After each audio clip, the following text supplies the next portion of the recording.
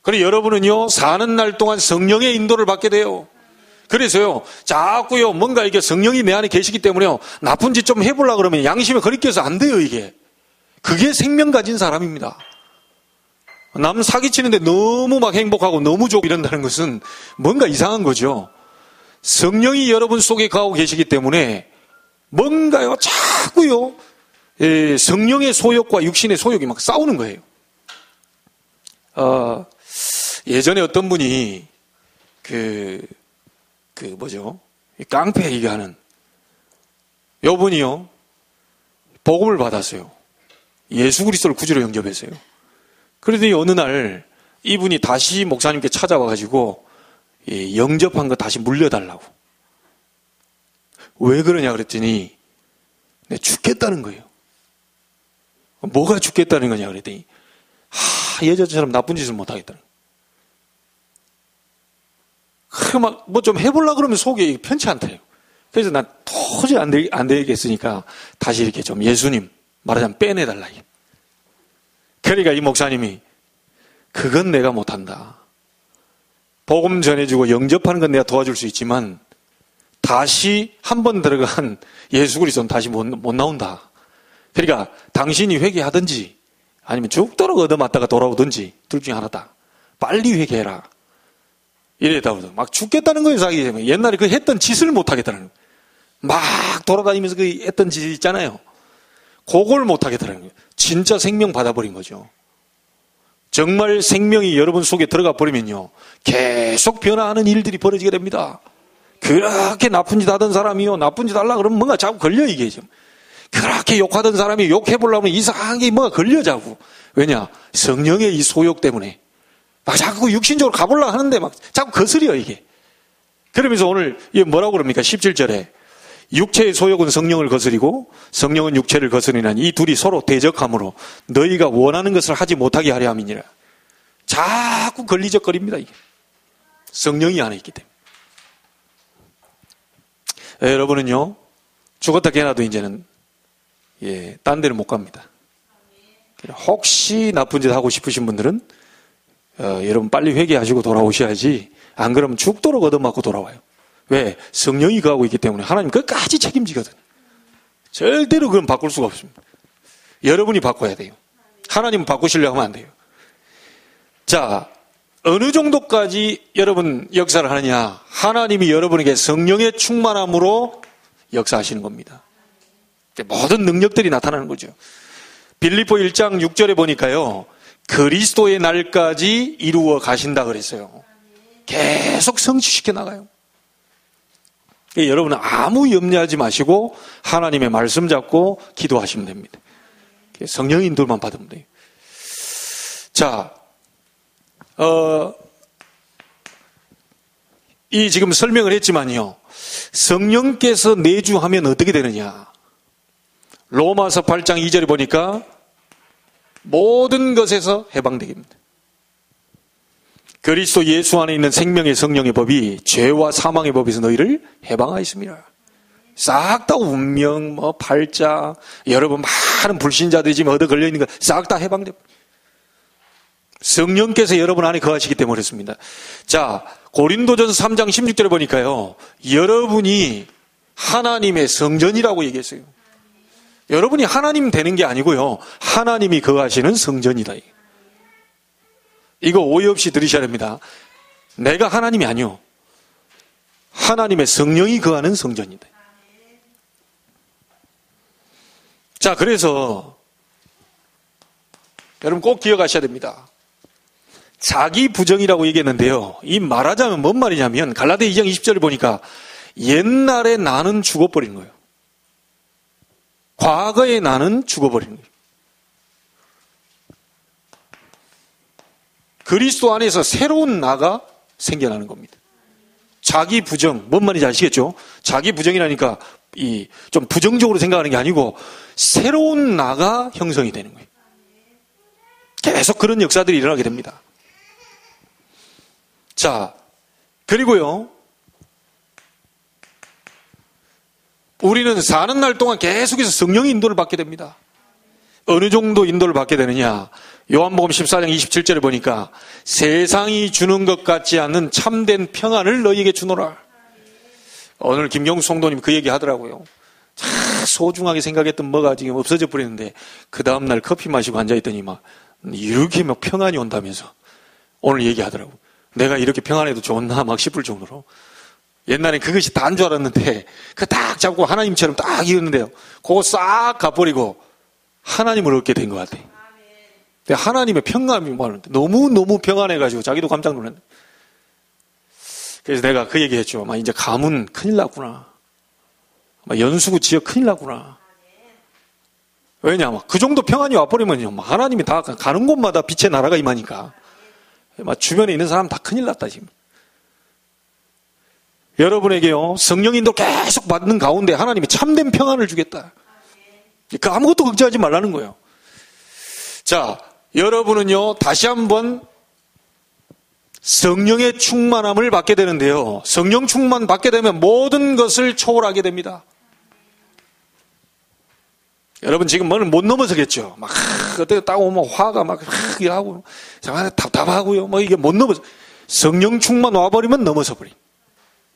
오직 성령이 너희에게 임하시면 뭘 받고요? 권능을 받고 능력이 생긴다는 거예요. 그동안에 막 와이프 얘기하는데 막 신경질 나고 짜증나고 뭐 집어 던져버리고 싶은 그런 나가 넘어서 버림. 와, 이제 남편이 막 잔소리하고 말하지만 나이가 들어갈수록 더 잔소리해. 아니, 젊었을 때는 좀 괜찮은데 막 나이가 들어갈수록 더 잔소리하네. 저 사람 막 이래야 되냐 저래야 되냐 막 넘어서게 돼요. 넘어서게 돼. 여러분이 기도 속에서 성령 충만 받아버리면 모든 걸 다 넘어서 버리게 돼요. 여러분 인상 표정 관리 잘 하셔야 됩니다. 나는 못 넘어서요. 막 이런 표정으로. 나는 저 인간 때문에 도저히 못 넘어선다. 미안합니다. 아직 성령 충만이 하셔. 성령 충만 받으면 권능 받는다는 얘기는 넘어설 수 있는 힘이 온다. 그렇죠? 아무리 아닌 상황이라도 넘어설 수 있는 힘이 온다. 여러분이 아무리 답답한 상황이라도 그 답답함이 나를 짓누르지 않도록 하나님이 힘을 주신다. 예. 아무 것을 가진 것 없는데 나에게 뭔가 참된 평안이 와버리. 넘어서 버려요. 여러분 그래서 기억하세요. 남편이 도와주면 좋은데요. 안 도와줘도 괜찮아. 왜냐? 나에겐 더 중요한 힘이 있잖아요. 부모님이 도와줘도 좋은데 안 도와줘도 괜찮아요. 여러분이 힘을 얻고 부모님 도와주리면 돼요. 그렇지 않겠어요? 아니 누구 도움받을 생각을 아예 차단시키세요. 도움받을 사람이 없어요. 우리 랩런트 기억하세요? 인천대 온 랩런트인 것 같은데 내가 못 봤어도 누군지를 딱 보니까 그 친구구나 알겠네. 모든 환경을 뛰어넘을 수 있는 힘이 하나님께로부터 온다. 친구들한테 교수님한테 학교에서 이 학교를 다니니까 내가 이렇게 아니 모든 행복의 근원, 힘의 근원, 모든 세상을 능가하는 참된 평안이 위로부터 온다. 조금만 기도해버리면 돼요. 여러분 조금이라고 하니까요. 하루 3 곱하기 3만 해버리면 돼요. 그럼 몇 분입니까? 3분 곱하기 3번이니까 9분만 해버리면 돼요. 9분만. 좀 더 심하게 얘기할게요. 1분 곱하기 3번 3분만 해도 돼. 워낙 여러분들은 안 했기 때문에요. 하나님이 기도하면요 깜짝 놀래가지고 바로 역사해요. 왜냐? 워낙 기도 안 하는 사람이 와가지고 갑자기 기도하는데 하나님 놀래. 제가 기도하는 인간이 아닌데 놀래가지고 바로 그냥 하나님도 막. 여러분 하루에 1분 3분만 투자해도 성령의 역사가 일어납니다. 여러분 그런 힘이 있어요. 이게 얼마나 감사합니까? 막 이것저것에서 하나님 문을 열어주시고, 예, 응답하시고, 교회로 또 보내주시고, 이제 보내왔을 때 여러분이 이제 그러십니다. 여러분이 딱 있는데 옆에 왔는데 옆구리 콕 쪄가지고 이 자리 내 자리니까 저리 가라고. 이래버리면 이제 또 안 되는 거예요. 아이, 그렇게 해가지고 바깥에서 해가지고 이 귀한 영혼이 내가 전도도 뭐 수년 해도 사실 우리가 전도 한 명 데리고 오기가 쉽지 않거든요. 근데 이것도 어떻게 은혜로 말해야지 또 연결돼가지고 하나님 은혜로 교회 왔는데 딱 왔는데 째려봐버려. 그 다음 주부터는 절대 안 간다. 이래버리면 이제 큰일 나는 거예요. 여러분 들어왔을 때 다 좀 이렇게 잘 좀 대해주시고, 또 애가 운다 그러면 딱 안고 좀 내가 가서 막 딱 이렇게 좀 해주시고. 그래야 하지 마. 내 아이만 딱딱 이렇게 되고, 너 아이는 저리 가, 저리 가. 이리 오지 마. 이게 뭡니까, 이게? 그걸 보고 이제 개인주의라고 합니다. 개인주의. 나만, 우리 가정만. 그거 아닙니다. 여러분, 들어온 사람들에게 좀 이렇게 좀 배려해 주시고, 예, 좀 도와주시고, 그렇죠? 예, 그렇게 해 주시길 바랍니다. 근데 그거 하려면 여러분의 성령 충만 오면 돼요. 성령 충만 오면 돼요. 자, 여러분, 그거 하나 보세요. 세 번째 한번 보세요. 성령이 충만하면 여러분에게요,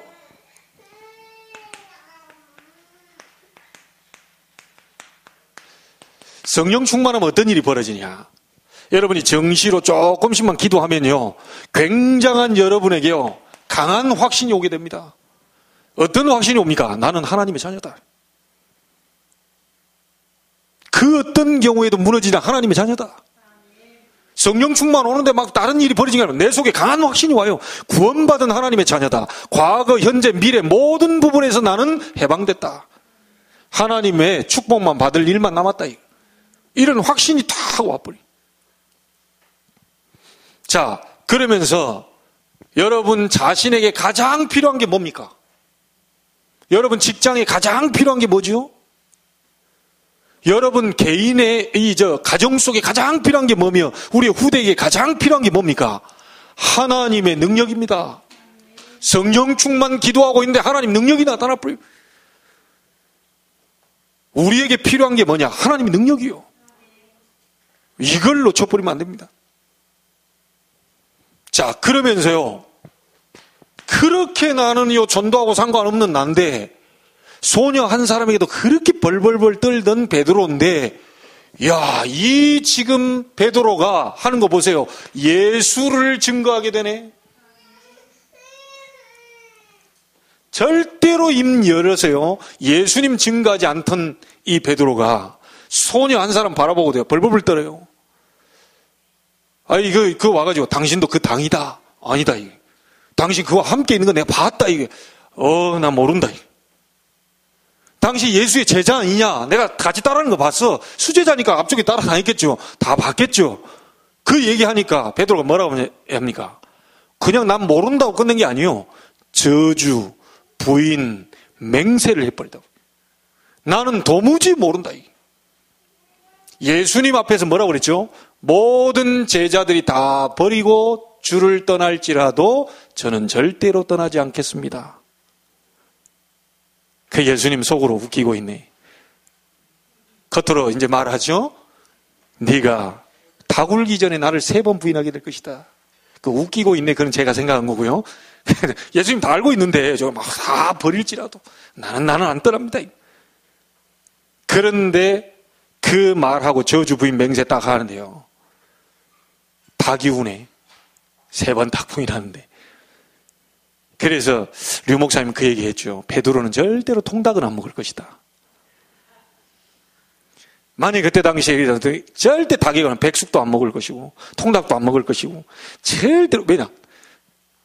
다 굴기 전에 3번 부인한다고 그러는데 진짜 자기가 안 그런다 그랬는데 그랬거든요. 그 닭이 울었어요. 닭 소리만 나면 베드로는 옛날 그 생각이 날 겁니다. 그랬던 베드로가 오순절 마가의 다락방에 바람 같은 능력의 성령 충만 얻고 나니까 입이 벌어지지 않고 저주 부인 맹세하던 베드로가 자기 입에서 뭐라고 그럽니까? 다른 이로서는 구원을 얻을 수 없나니. 천하 사람 중에 구원을 얻을 만한 다른 이름을 우리에게 주신 일이 없지 않느냐. 그때 당시 제일 무서운 종교법정에서 베드로가 담대하게 얘기해버렸습니다. 목사님 전도 어떻게 합니까? 성령 충만 받으면 돼요. 자기도 모르게 입이 벌어집니다. 여러분 옆 사람 있는데요, 막 전도하고 싶어서 입이 간질간질거리고 막 복음 전하고 싶고, 어떻게 하면 전할까? 이런 마음이 속에 나올 정도로 여러분 성령 충만 받아버리면 돼요. 전도는 우리가 하는 게 아니고 하나님이 하시는 겁니다. 우리에게 하나님의 능력이 임해버리면 되는 거예요. 분명히 베드로가 얘기했잖아요. 내게 은과 금은 없지만 이 네가 원하는 은, 금은 없다. 내게 있는 거 네게 준다. 나사렛 예수 그리스도 이름으로 일어나 걸어라. 이게 전도입니다. 여러분, 성령 충만 받으면 예수님 증거하고 싶어져요. 우리가 솔직히 순간순간 막 불신앙이 들어오고 막 순간순간 뭐에 잡히고 절대 안 되게 돼 있거든요. 성령의 충만함이 임해버리면 자꾸 전하고 싶은 거예요. 이상스럽게 사람이 달라붙어요. 그럼 막 얘기하고 싶은 거예요. 여러분, 성령 충만 받게 되기를 주의 이름으로 축복합니다. 자, 여러분 혹시 초대교회는 환란이 왔는데요, 여러분에게 혹시 문제가 오면 성령 충만 받은 사람은 절대로 두려워하지 않아요. 이것도 넘어서 버리게 됩니다. 그리고요, 성령 충만 받으면요, 세상 것 부러워하지 않아요. 우리 젊은 친구들은 자꾸 옆에 이렇게 보면 부러움이 생기고, 저 가정 보면 부럽고, 저런 부모님, 저런 이렇게 좀 내가 또 막 성적이 올라가거나 이러면 자꾸 부러워지. 절대 안 부러워. 하나님의 성령이 나와 함께 해버리면 부러울 게 없어요. 예. 여러분, 부러움은 지는 겁니다. 불신자한테 지는 거예요. 절대 부러울 게 없습니다. 자, 그러면서 성령 충만 받으면요, 사명이 생겨요. 막 사람을 살리고 싶고, 내 있는 학교 현장도 살리고 싶고, 내 직장 현장도 살리고 싶고, 이게 하나님 나를 그것 때문에 불렀다는 막 사명이 막 불붙어 일어나요. 하나님이 보내시는 거죠. 그러면서 세상을 변화시키게 됩니다. 자, 어느 정도 열립니까? 선교의 문이 계속해서 열려지잖아요. 그게 지금 사도행전의 역사가 계속 일어나는 겁니다. 여러분의 기도로 우리가 함께 237개 나라를 살리는 그 응답이 있게 되기를 바랍니다. 여러분이 그 응답의 주인공이 되기를 바랍니다. 진짜 하나님의 역사가 시작되기를 주의 이름으로 축복합니다. 자, 여러분, 믿다가 낙심하는 이유가 뭐냐? 안 믿어서 그래요. 그러면 진짜 나는 그리스도 아는데, 자꾸 복음도 알고 하나님이 나와 함께하는 사실도 아는데 어째서 자꾸 이렇게 뭔가 힘이 빠지냐? 그리스도로 오직 하시면 됩니다. 그리스도로 오직 하지 않고 자꾸 수요일 날 되겠죠? 이거 버리셔야 돼요. 모든 싸움이 전부 육의 싸움입니다. 누가 큰 자리를 얻냐, 누가 이렇게 교회에서 이렇게 좀 하냐, 자꾸 완전히 그리스도로 여러분 오직 해버려야 돼요. 다른 건 다 양보해버리세요. 주는 준다, 다 줘버리세요. 여러분은 딱 하나만 잡으세요. 복음, 그리스도. 그래서 찬송, 우리 복음성 할 때 모든 것 사라지고 홀로 있을 때에도 오직 예수 그분만 내 안에 계시기를. 자, 이래버리면 됩니다. 모든 사람이 나에게 등을 돌려도 오직 예수 그분만 내 안에 계시기를 원합니다. 모든 사람이 날 인정 안 해줘도 오직 예수 그분만 내 안에 계시기를 원합니다. 이런 사람은 사단이 아예 기도 안 해도요, 사단이 떠나가 버리.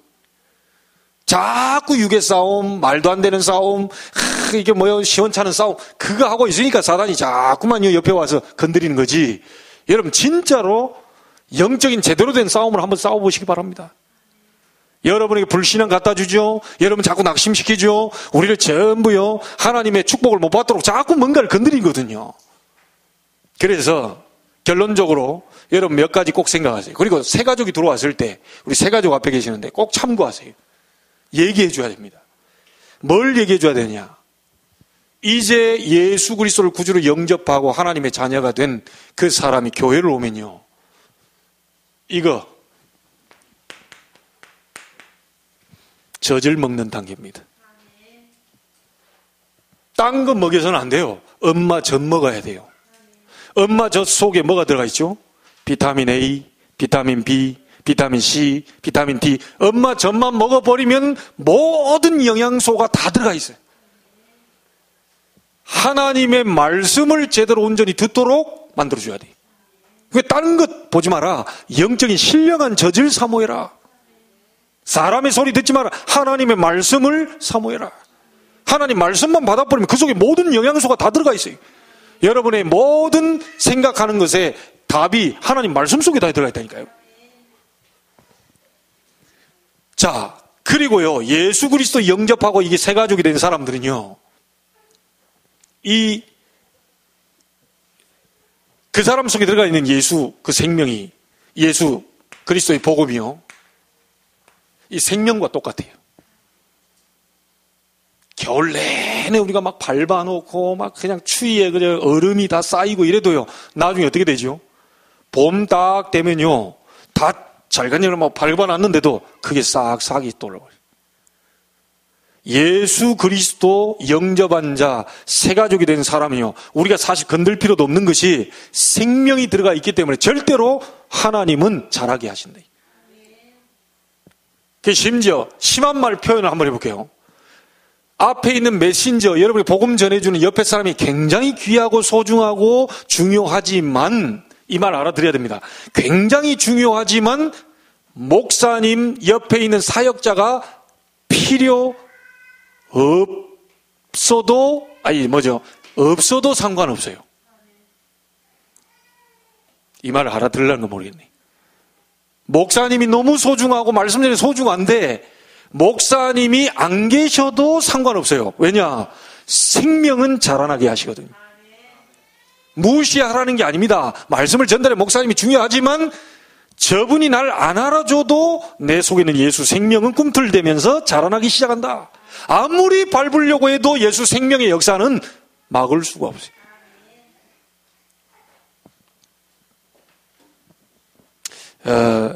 그리고 또 딱 하나, 여러분도 그렇고 우리 새가족 되신 분 꼭 기억하십시오. 절대 내가 볼 때 그런 사람이 아닌데 교회 와보면 저분은 굉장히 인격적으로 훌륭하신 분이고 괜찮은 사람인데 저럴 분이 아닌데 나한테 딱 와서 그것도 딱 낙심될 만한 상황에 놓여 있을 때 그분이 와가지고 나를 요런 말을 갖다가 전해줘요. 어쩜 그렇게 딱 시간표 맞춰가지고 내 힘 딱 빠져가지고 넘어지려고 할 때 와서 그럴 분이 아닌데 와서 딱 전해줘요. 그 안에도 내가 힘 빠져 있는데 그 딱 찰나에 와서 전해줘가지고요, 많이 넘어져. 시험에 들지 않게 깨어있어라는 말이 그렇습니다. 교회에 오거든, 우리 김영화 성도님도 그렇고요. 여러분, 교회는 이런 사람 저런 사람 많이 옵니다. 우리 랩런트도 앞으로 신앙생활 할 때 교회 와보니까 교회는 천국이 아니고 영적 전쟁터예요. 교회는 영적 전쟁터입니다. 여러분이 여기서요, 영적 전쟁터에서요, 승리해가면서 하나씩 믿음으로 넘어가고 이게 딱 무장을 해서 그렇게 돼가지고 바깥에 나가죠. 어떤 환경도 넘어설 수 있습니다. 교회가 막 천국인 줄 알았더니 막 사람이 이상하네. 예, 원래 이상한 사람들이 옵니다. 저 사람 좀 이상한 거 아니야? 저 사람 좀 너무하지 않아? 너무한 사람들이 교회 옵니다. 영적으로 심각한 사람이 교회 옵니다. 세상에서 요거도 먹는 창녀 같은 사람도 교회 옵니다. 교회는 누구나 다 받아야 돼요. 강도짓 하다가 온 사람도 교회는 오픈해놔야 돼요. 누가 와도 좋소라고 마음을 오픈해놔야 돼요. 교회 와서 복음 듣고 도둑질을 좀 적게 해야 돼요. 그렇잖아요? 교회 와서 복음 듣고 보니까 이게 사단의 역사라, 그리스도 이름 박살 내버려야지 하면서 영적 싸우면서 그 사람이 도둑놈이라고 하면 좀 그렇고 도둑님께서 이렇게 좀 선한 임으로 바뀌어야 돼. 그래서 교회 안에는 막 율법적인 이런 눈 색깔 막 그렇게 싹 없애놔야 돼. 교회는 누가 와도 좋소. 그렇게 해야 많은 영적으로 어려움 당한 사람이 교회에 올 수 있습니다. 어느 교회 갔더니 자기 자리에 누가 앉아 있어가지고 새 가족이 그날따라 다 와서 앉았는데 교회가 자기 자리가 어떤 자리인지 어떻게 알겠어요? 이분이 딱 와서 교회 이제 생판 처음 와보는데 딱 와가지고 제일 앞자리 어디 가서 이 자리 괜찮겠다 비어 있으니까. 근데 교회 와보면 대충 어디 다 자기들이 앉아있는 자리가 있잖아요. 딱 와보면 그 자리에 안 앉아. 아시는 분은 다 자기 자리 찾아가거든요. 요 분이 이제 처음 와서 모르는 거라. 몰라가지고 어디 앉았냐? 그때 앞자리에 딱 앉아 있는데 어느 암흑의 중직자님이 딱 오셔가지고 내 자리라면서 옆구리를 쳐버렸어요. 옆구리를 세게 쳤는데 좀 적당히 쳐야지. 얼마나 세게 쳐버렸냐면 갈비뼈가 부러져 버렸어요. 그 세 가족이 다시는 교회를 안 나와. 진짜 갈비 부러져가지고 병원에 갔다니까요. 아니, 얼마나, 이것도 아니요. 그냥 확 쳐버렸나 봐. 야, 이게 중직자도 영적 문제 심각한 사람이지. 여기, 어떻게 오셨어요? 이게 제 자리인데요. 이렇게 얘기를 해야지. 확 쳐버려. 진짜 갈비뼈 부러져가지고요. 그다음부터 교회 다시 안 나온다고 그러더라고요. 여러분, 교회가 이런 분위기가 되면 큰일 납니다. 예.